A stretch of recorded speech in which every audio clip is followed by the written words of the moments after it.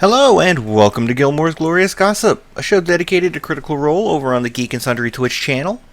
This week features three more amazing artists. The current art is from Meg Simmons. We've had her on the show before, or had her art on the show before, rather. She can be reached on Twitter at Megzilla87. Later, you'll be seeing pieces from Sedona Parnham, who is at Anadesu. That's Anodesu over on Twitter. And the last piece is by Ellie Vile, who is known as at Whispers Divide over on Twitter. If you'd like your art featured here, please let any of the show's hosts know via Twitter, and we'll do our best to get it on the show. Don't forget you can contact us also on the show's official Twitter account, at Gilmore_gossip. And don't forget to like and subscribe so you can catch us every Monday. I'm Akiva, found on Twitter at AKIVADAPHYDD. And joining me today is my excellent friend. Go ahead and introduce yourself. Kalia!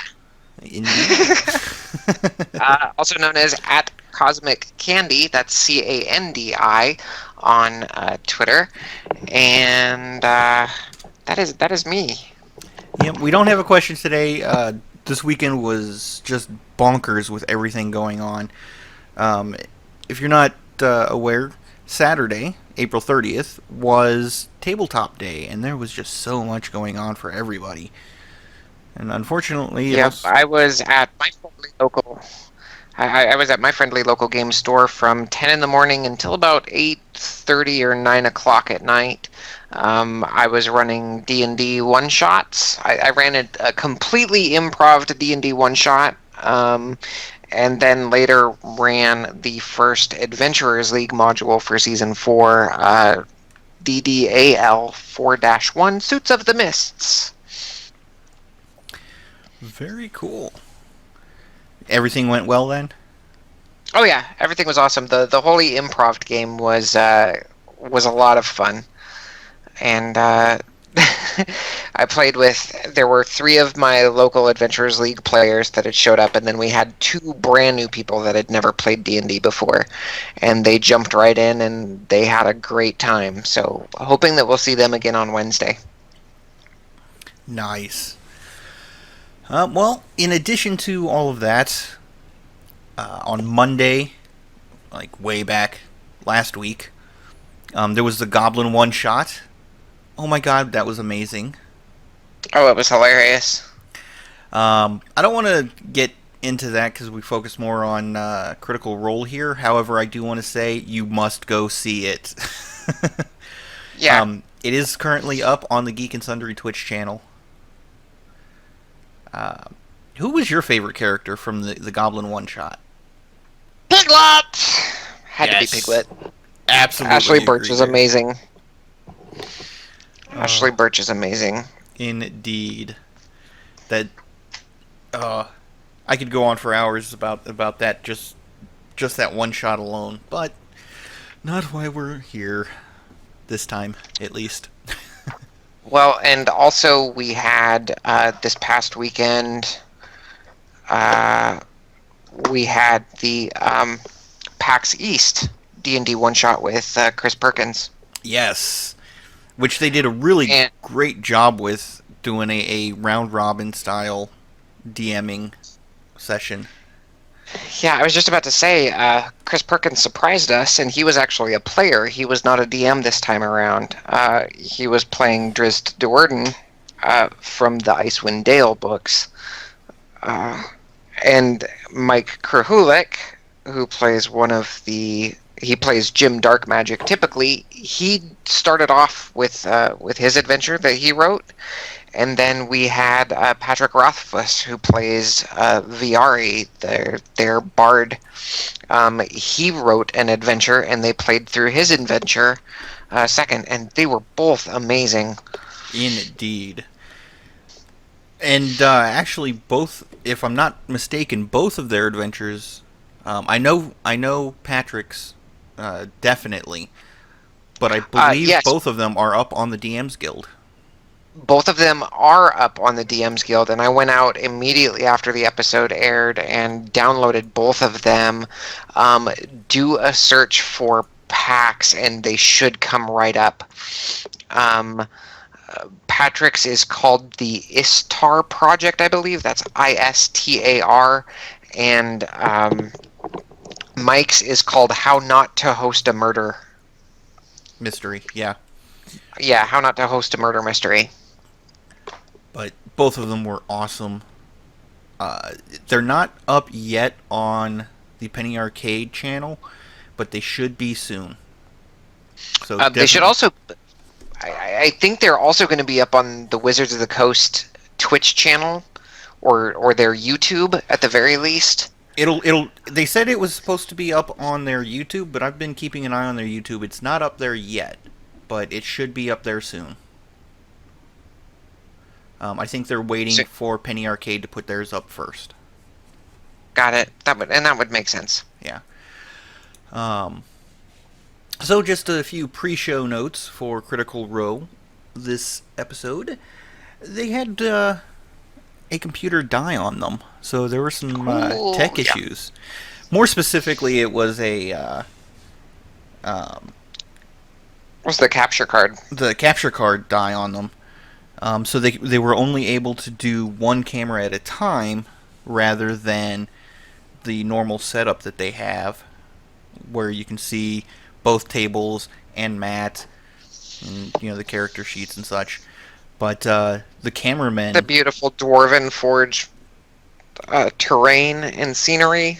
Yes, but the cameramen,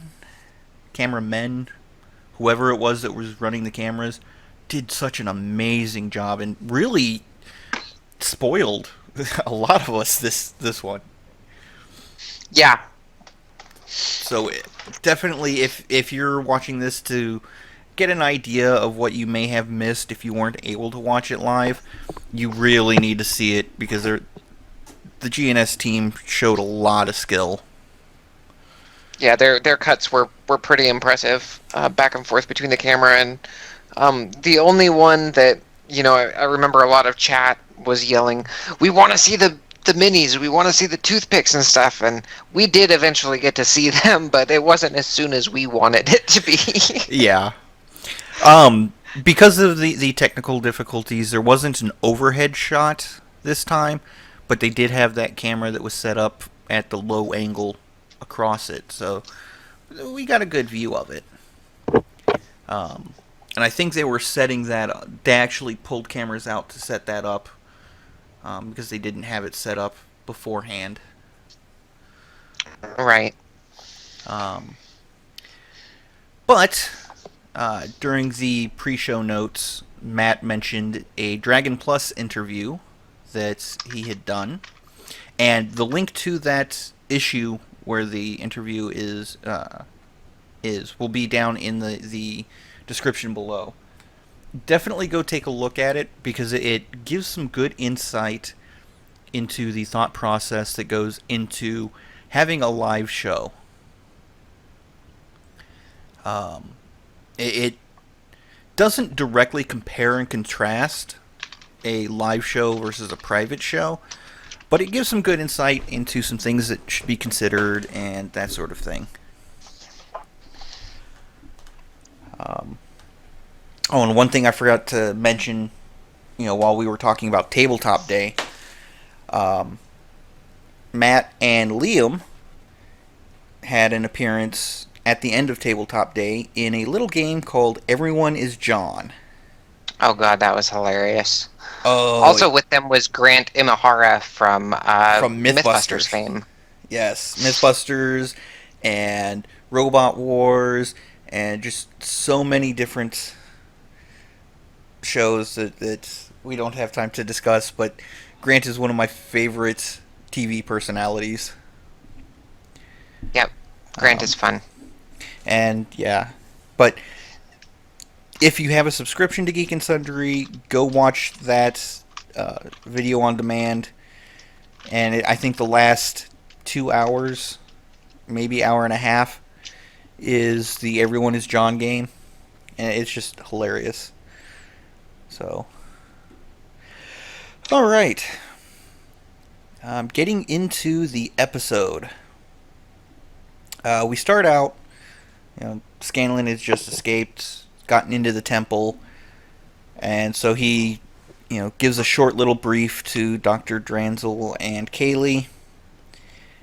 The barbarians are obviously rushing around looking for Scanlan, and Matt does the sound effects of them running by and yelling, and it's just awesome. Yep. Yeah, I've definitely got to take some acting classes and some vocal classes to learn how to do that stuff. Well, you just gotta cut loose. Don't worry about what anybody's thinking during your game, and just cut loose and do it. Well, I do. I This just this want to improve the skill. Gotcha. This week during Adventurers League, I brought my Mark Hamill Joker voice to one of the NPCs. Oh, So nice. that was interesting. He was a bard though, and he was not a musical bard, but he was a performing bard, and so it worked out really well. Nice.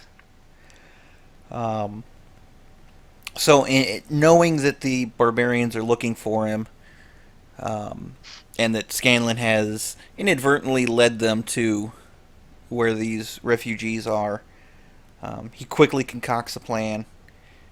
He uses his Horn of Fog. And I have no idea where he got that Horn of Fog from.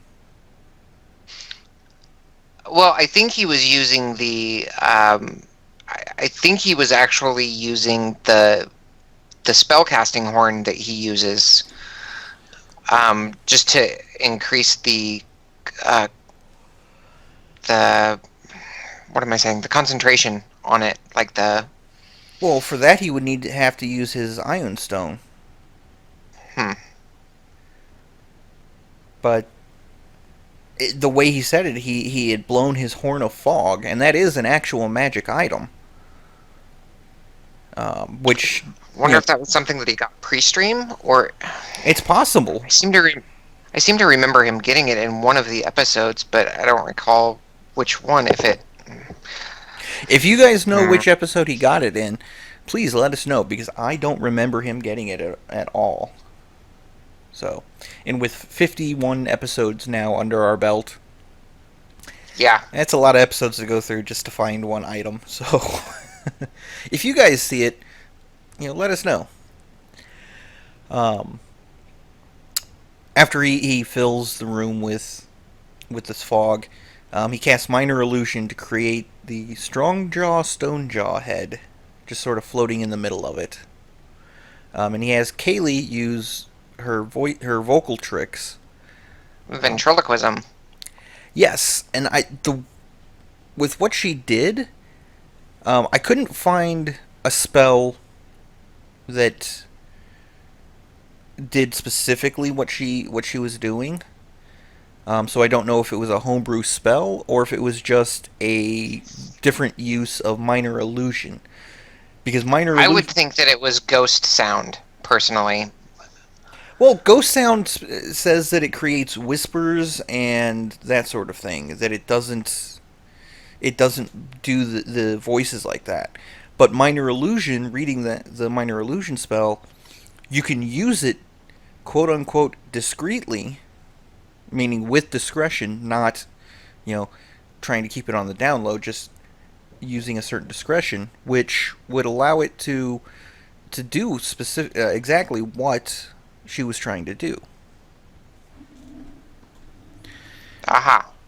So that's why I was thinking Minor Illusion versus Ghost Sound, because I looked that one up too, and that one just says specifically, whispers or sounds of a haunting, literally ghosts type sounds. Okay. But either way, the scene was amazingly role played with, the barbarians. The Goliath did not see through the illusion, and the Goliath barbarian was like, "Okay, I'm gonna go," and so he just stepped back out the door and ran away. However, there was also a human barbarian that was there, and he threw a hand axe through it, and Sam improv like, we can use that. Doesn't matter if he knows it's an illusion or not. And so he had Kaylee. You idiot, I'm not really here, I'm just a vision. Yes. Which convinced the human barbarian, oh, shit, this is above me. Can I get my hand axe back? And then, he gets the hand axe thrown back at him, and he leaves to spread the word. Which, takes us back to the gate where everyone's waiting for the barbarians to come along. And, of course, Percy and Keyleth were still in their raven form. They do a quick fly around to investigate the town, which results in some whispers to them. And they see 6 barbarians coming towards the gate, as the rest of the town prepares to be attacked. In the GNS chat, Cardamom Law, I hope I said that correctly, mentioned that they were going to have to switch over to Plan B and become murder hobos. Yep. As they get resettled, Matt mentions that there are 2 giant eagles incoming, and the 6 barbarians stop for a moment to get 3 more barbarians to join them, for a total of 9 coming to the gate. And I started to get worried. I mean, they may be minions, but depending on their... Minions in the wrong concentration can be deadly. Yes, as we're finding out in Desert Winds.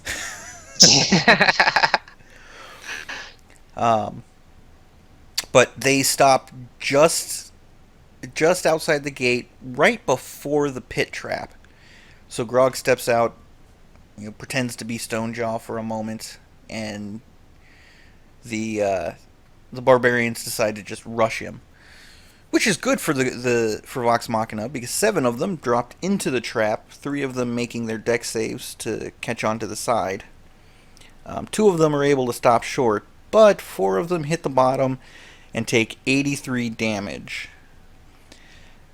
If you recall, that pit was 180 feet deep, which means, obviously, or as, I shouldn't say obviously, but as Kalia pointed out, you ignore the first 10 feet. Of falling damage, so that was a total of 17d6 damage that was rolled.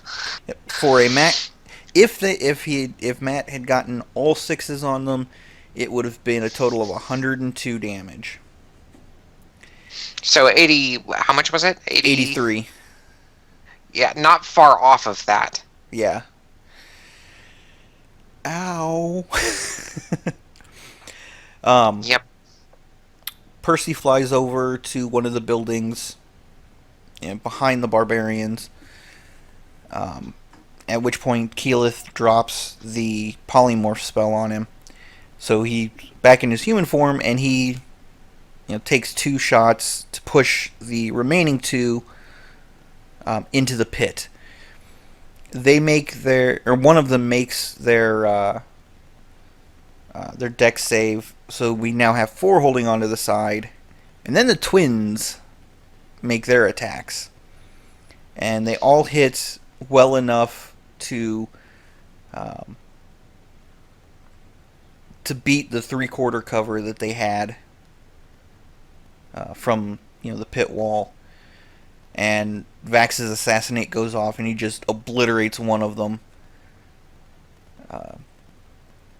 Vex's attacks get her sneak attack and all that. So there's only 2 that end up remaining, holding onto the wall.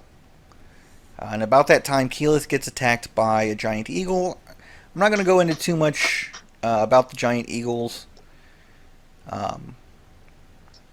I do want to say, though, that Keyleth is initially thrown from the wall where she had gone to hide, but is able to go back into Raven form to avoid the falling damage, which I think was excellent work on both her and Matt's part.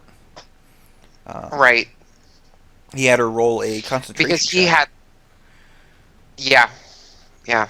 And also he had her roll an initiative, I think, too, to see which one went off first. Yes.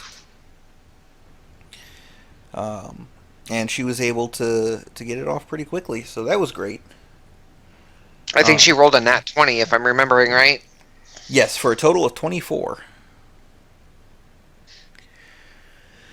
Um, but the two barbarians left in the pits, crawl out, and because they had to use so much of their movement to get out, the Goliath barbarian that crawled out was only able to get up to Grog, but had to make a double movement, so he couldn't attack that round. Grog goes to beat on the Goliath barbarian, who Grog was remembered as Suda. He misses with his first attack, and then Pike, Ashley didn't even miss a beat.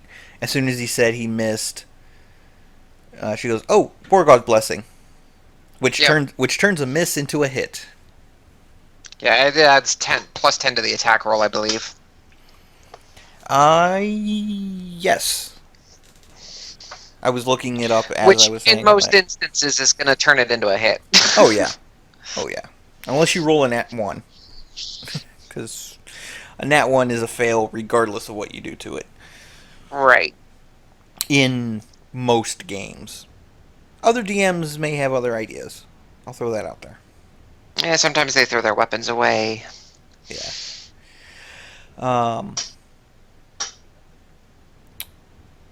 So the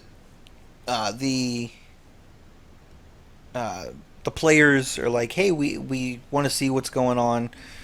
What the battle map would look like. So Matt, just pulls out a tiled map and just quickly with a map marker draws one up. And the cast, I thought this was really funny. The cast was like, we get to see the magic happen live. Yes. And I think it was a really great thing to have happened, primarily because a lot of us are not able to afford the Warforged Dwarven Forged, excuse me. Getting my realms mixed up here. We're not able to afford the Dwarven Forged sets, and such. So we have the battle maps, and it's a great way to it's a great demonstration of what the usual combat map will look like.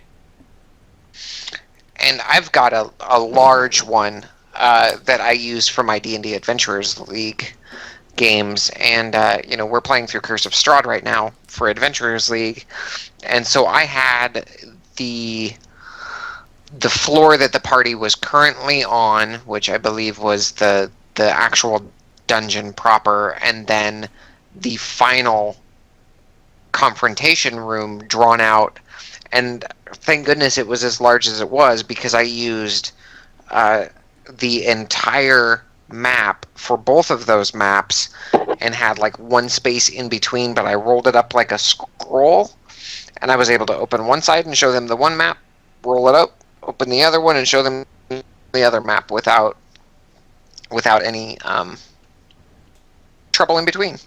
Indeed. But after that,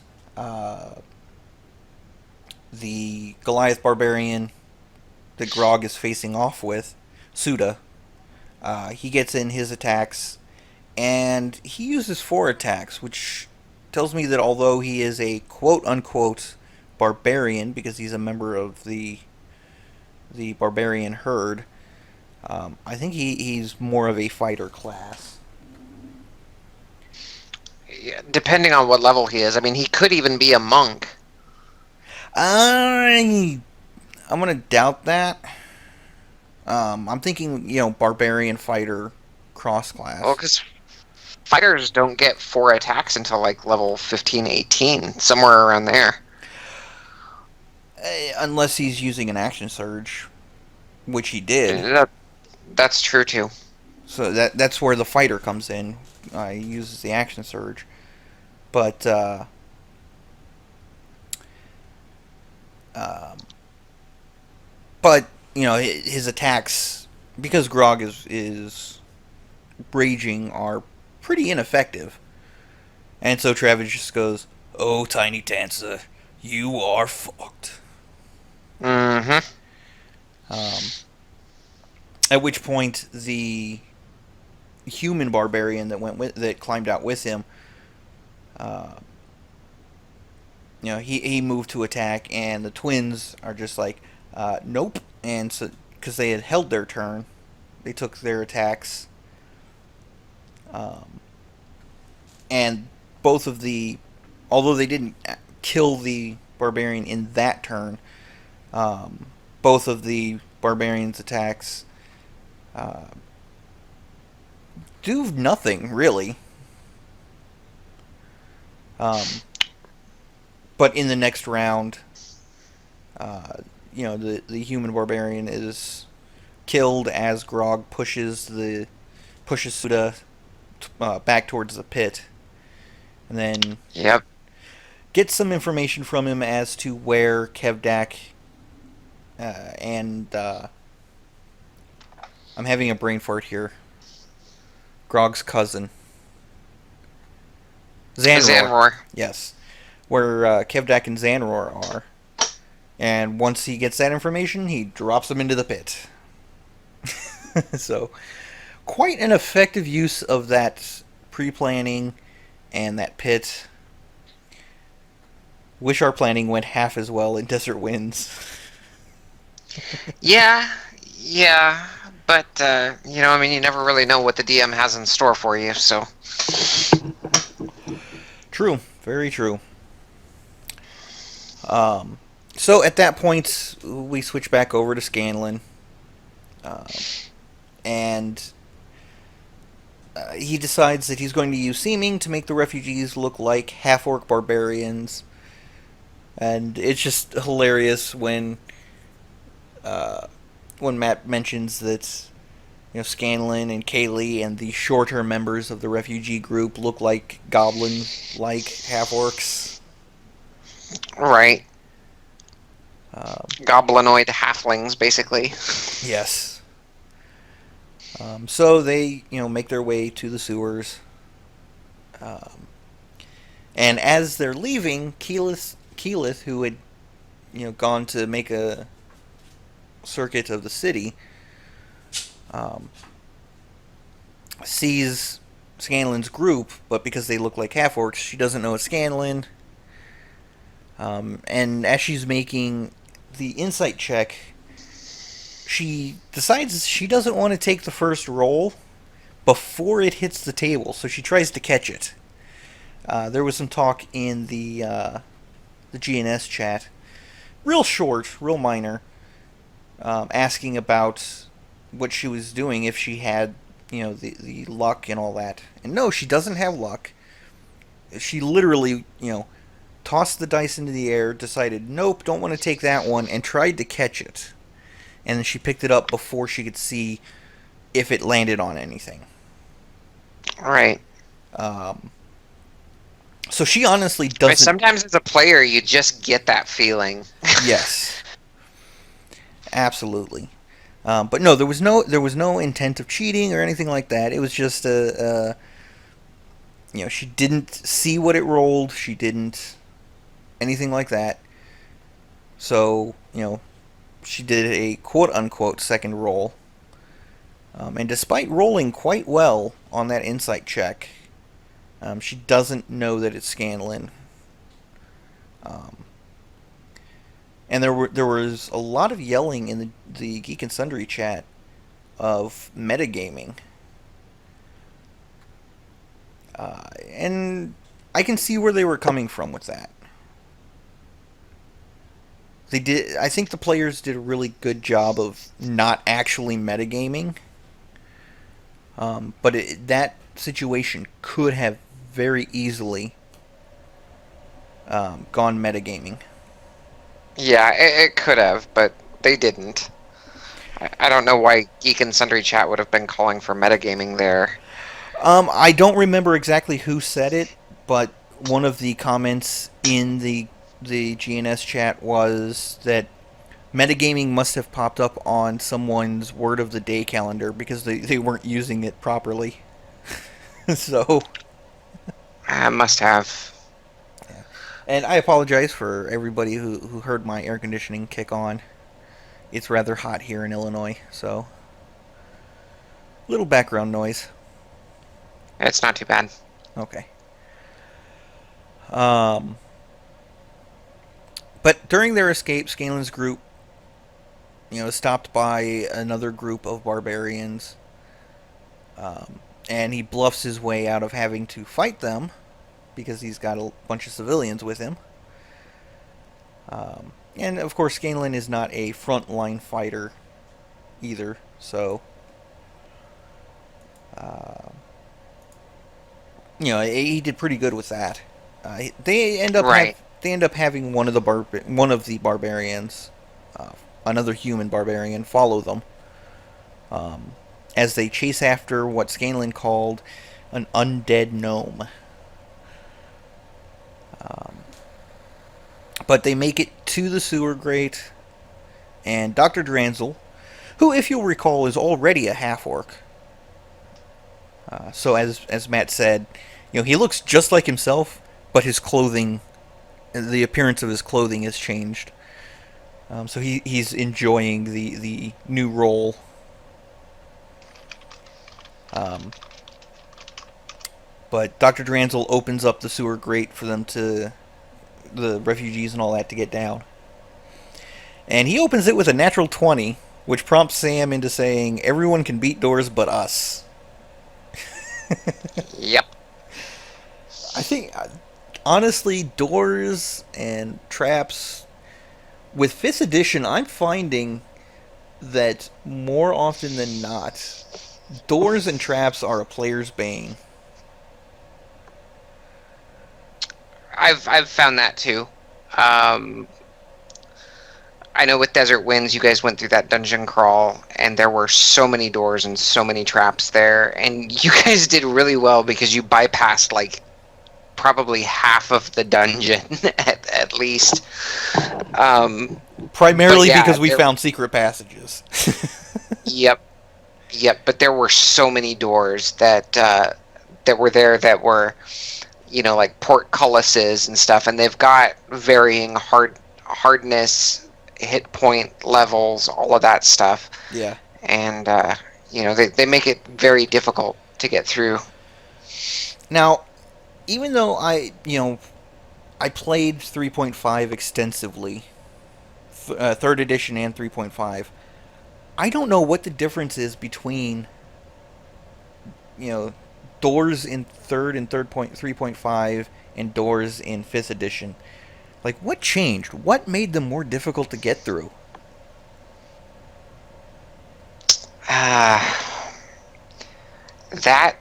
That I can't honestly say for sure. I don't know.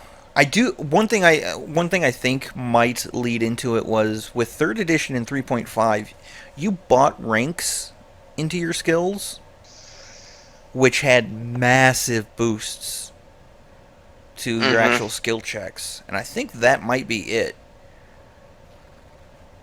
But Yeah. Well, I mean, these guys are what, like level 13 now? yes. So at level 13, I can't remember what their proficiency is right off the top of my head. It's around 5. It should be. I actually have my player's handbook right here. Let me look that up real quick. Yeah, I don't have Fantasy Grounds open. Normally I do. Proficiency bonus. Oh, that's... Here we go. At level 13, they just hit +5 on their proficiency bonus, yes. So... But back in, thinking about it, if it is the skill checks or the skills, buying the ranks at level 13, you could easily have plus 10, 15 in just the ranks. That's not counting the skill modifier that goes with it. Right. So yeah, I think that would be it. In essence, they nerfed the skills and buffed the doors. Yep.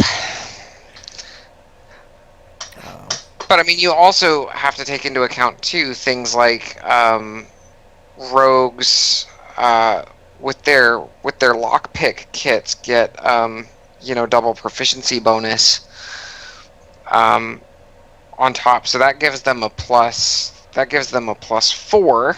Well, actually, it would be +10 at this point. Yes.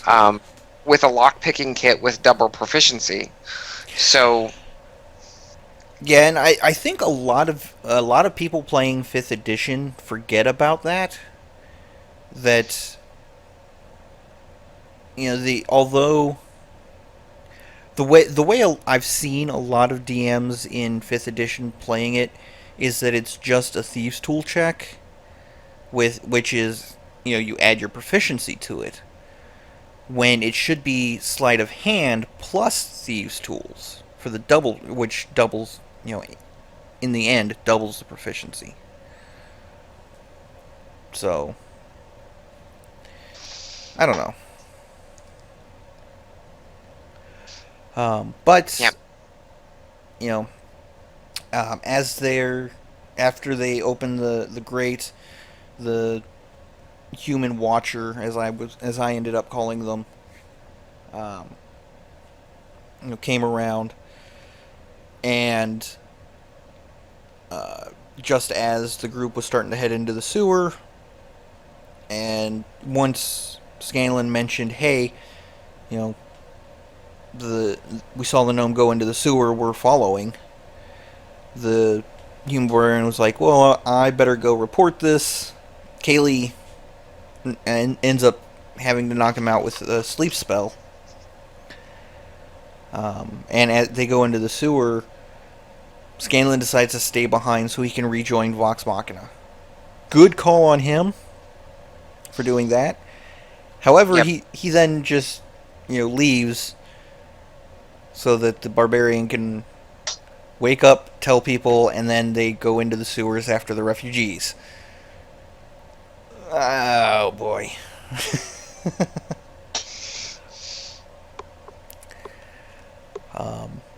So they, finally get all back together, and they decide that Grog is just going to boldly walk into the the center of town where they're setting up their defenses, while the rest of Vox Machina, hides and stealths along the way. And they end up picking up Grog ends up picking up an entourage, and because of Ashley's disadvantage on stealth checks because of her full plate, there are a couple times I don't when think she's wearing. Is she wearing full plate? yes, she's wearing full plate. Okay. But she ends up drawing the attention of the escorts. Two of them go, an elf and a halfling, which just struck me as funny. An elf barbarian and a halfling barbarian. For some reason, it's a humorous picture in my mind. Hey, D20 Babes has a gnomish barbarian, so. Oh, oh well. Petunia's awesome. Team Petunia Yes. for life. Shannon, if you're listening, we love you. And Anne actually plays a halfling barbarian. It's a great effect. I believe that's in the Mystara Misfits game. Her barbarian is half elf, Ah, I thought it not was halfling. halfling. I thought Reyna Nope. was a Half. halfling. Nope. Okay, well, I'll ask her about that later. Because I have a conversation with her where she refers to Reyna as a halfling. Oh well, like I said, I'll ask her about it later. Yeah, I'm pretty sure she's a half elf. Um, Because I created the command, or at least edited the command, in Critters D&D for it. okay. Well, the Vox Machina, takes care of the elf and halfling barbarians quite easily, and Pike gets a spiked whip out of it. And there was a lot of call for some BDSM fan art. I was like, no. Yeah, yeah, and some of the fans were like, "Oh yeah, we already got that," and I was like, "How did I miss that?" But I Rule it's 34 on the internet will prevail. We will see it. yes. I don't think it has been widely distributed. I know it exists. I just don't think it's been widely distributed, and I think after this it'll be a little more distributed.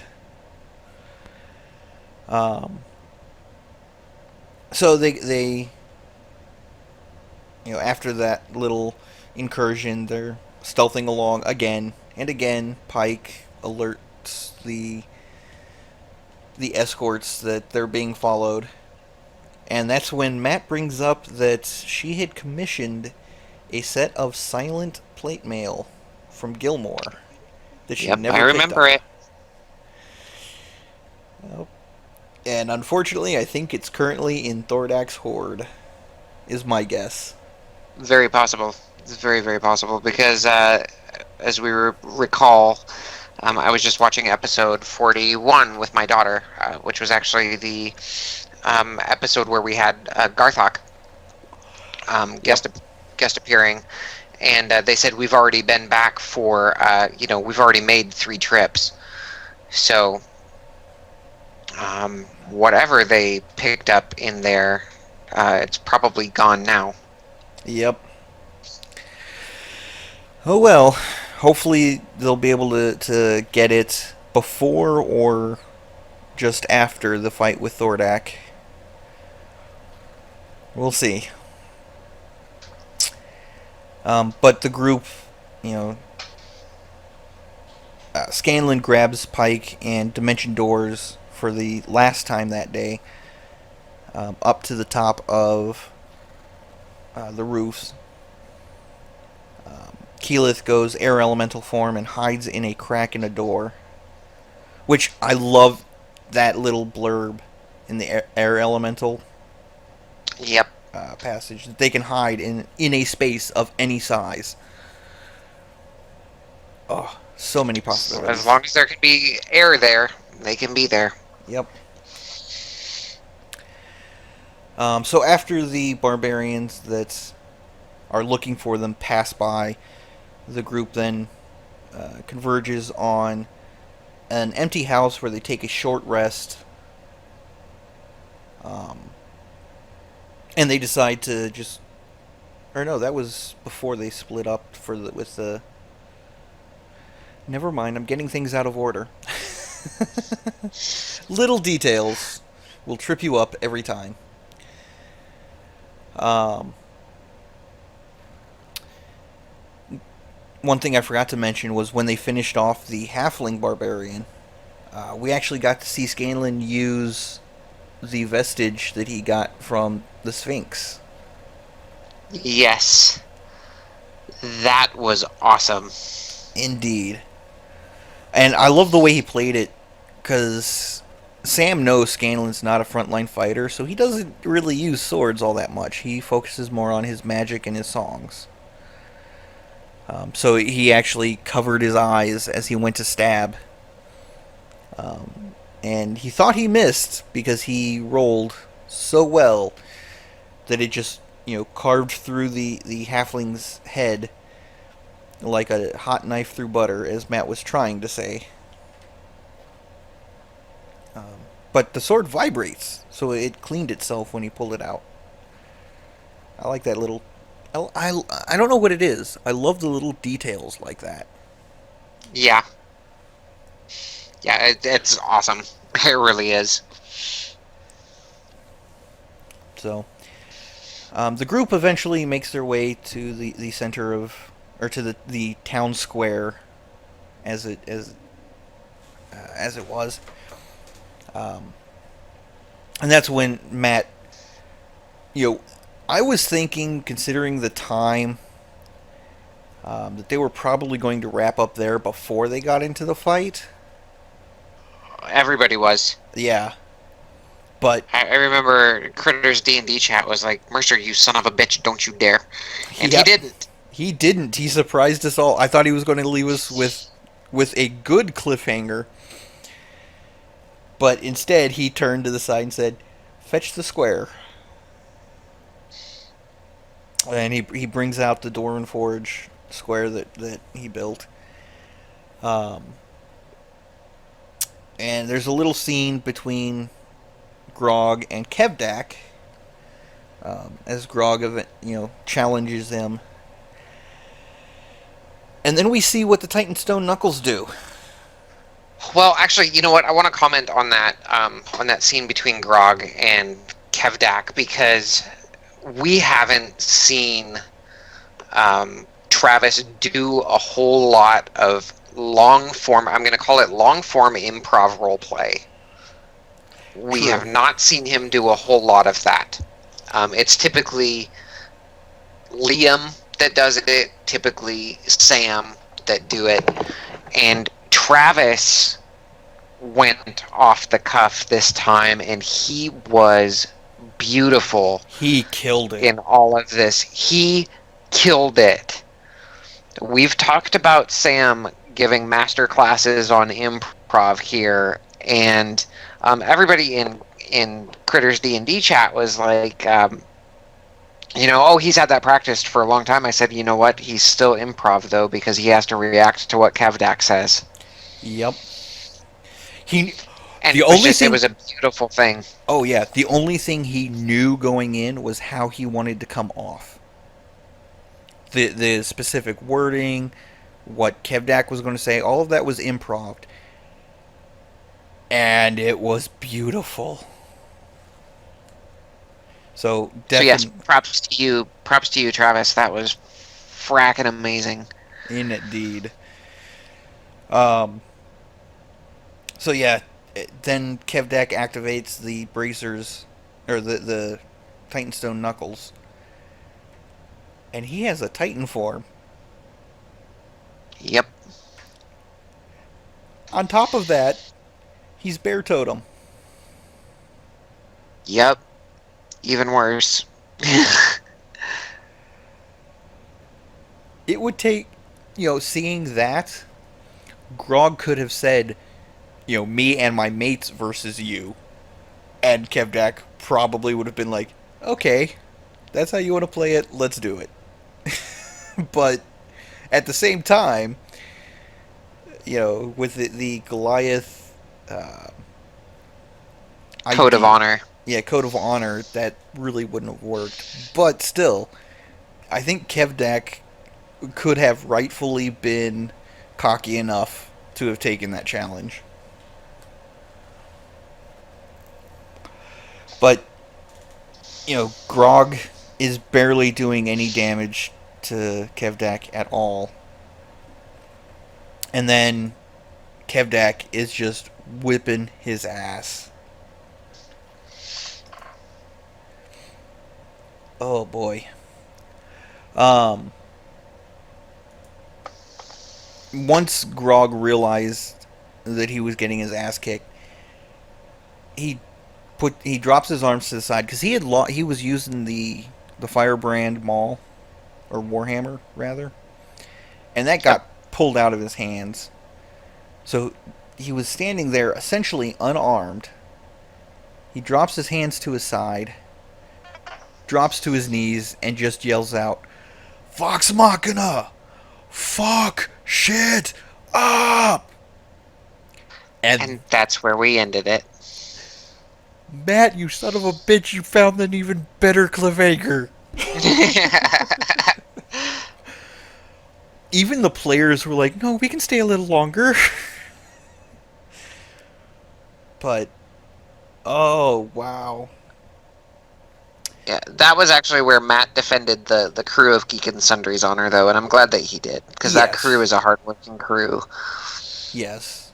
Adulting sucks, but we need to every once in a while. Um, honestly, it made me want to work for Geek and Sundry even more, just so that I could be like, hey, I'll stay. I'll run the cameras.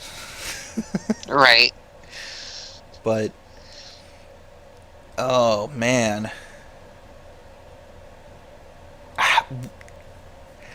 They've killed, 11 or 12 of the barbarians now. And they were only about 40, 50 strong to begin with. There's still enough of the minion barbarians to overrun the party. I mean, Right. how do... It's going to be interesting. It's going to be really interesting. Yeah.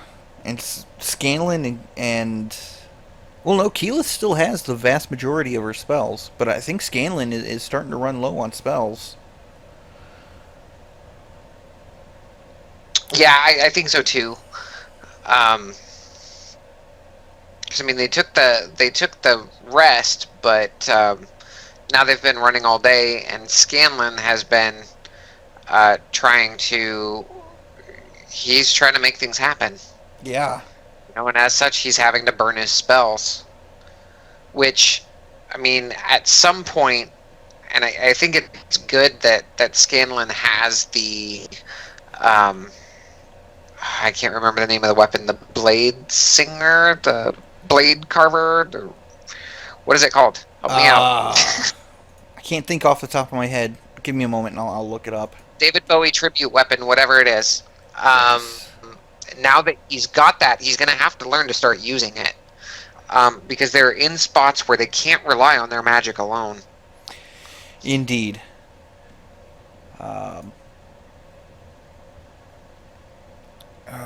Where is it? Yeah, I will put it in the description below.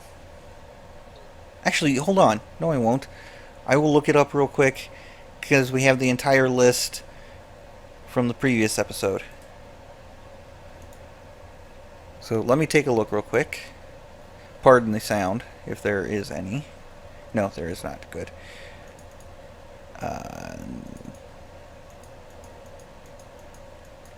Oh, it was the episode before that. That's okay. I can grab that real quick.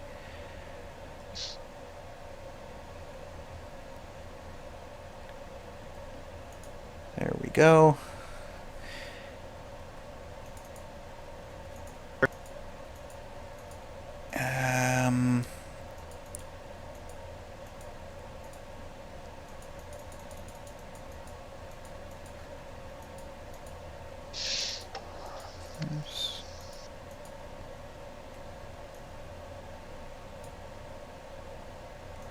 Oh, it's not in our list.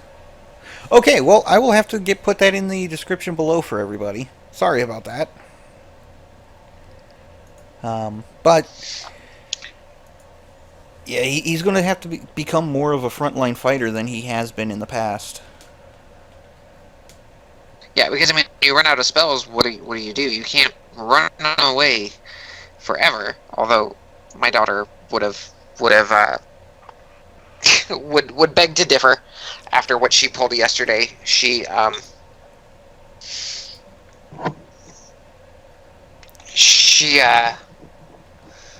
was kiting a bandit captain that I sent after them during the improv one shot, and she would hit and then kite away, and Hey, She would kite and move away, and then the bandit captain would run after her and try and hit her, and yep. Kiting is a perfectly acceptable tactic, and I think the Desert Winds crew needs to take note of that. Yeah, because when you guys were fighting one One of the Marrow, you were doing just fine. Yeah. But then again, they're CR2, and 3 of them we could have taken just fine. I think it was the 2 that popped in from the sides that threw us, and so. But yeah. Overcome and adapt. Indeed. Adapt and overcome. But that will bring us to this week's DM's Corner. What do we got this week? Well, you had mentioned after recording last week that you had wanted to talk about carrying capacity. And that's another rather mathematically filled discussion. So I thought we would talk about carrying capacity, keep that kind of brief, and then also talk about the difference between cover and concealment. Because I saw it was asked 3 different times to Jeremy Crawford on his Twitter. And I figured, if Jeremy's getting that question 3 times, we might be able to shed some light on that. Okay. So, let's start with the carrying capacity. Admittedly, cover versus concealment is not an area that I know a whole lot about. So, without the materials in front of me, let me go ahead and open up stuff right now. You don't really need to open up anything because it is very easy. Okay. But let's start with the carrying capacity. And actually, the carrying capacity, because it's a mathematical formula, I want to make sure I get that right. So let me pull it up in my player's handbook real quick.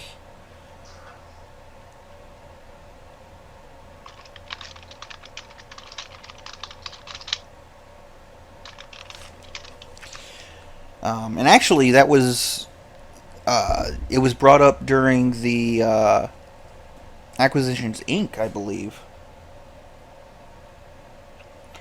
Because you had recalled that Chris Perkins actually had to look it up. Yep. Well, he was looking up for the Unseen Servant. Yes. And the Unseen Servant has a strength score of 2. Yes. And they were curious because at one point in the Acquisitions Inc., they had to move things into a hopper, and Jim Dark Magic had used Unseen Servant to get more gold into the hopper. Okay, so for carrying capacity, it says directly in the PHB on page 176 that your carrying capacity is your strength score multiplied by 15. That's the weight that you can carry, which is high enough that most characters don't usually have to worry about it. That's what you can carry while walking upright. Yep. There's also push, drag, or lift. If you're not going to be walking somewhere, you can lift up to 30 times your strength score. Or you can push or drag that same 30 times your strength score about 5 feet a turn. That's reasonable. That's reasonable. Indeed. Like I said, it mathematically heavy because it's, 15 times strength score or 30 times strength score. Oh, but pretty short. Okay. Pretty straightforward. Now, the cover versus concealment. The question itself was about Wall of Force.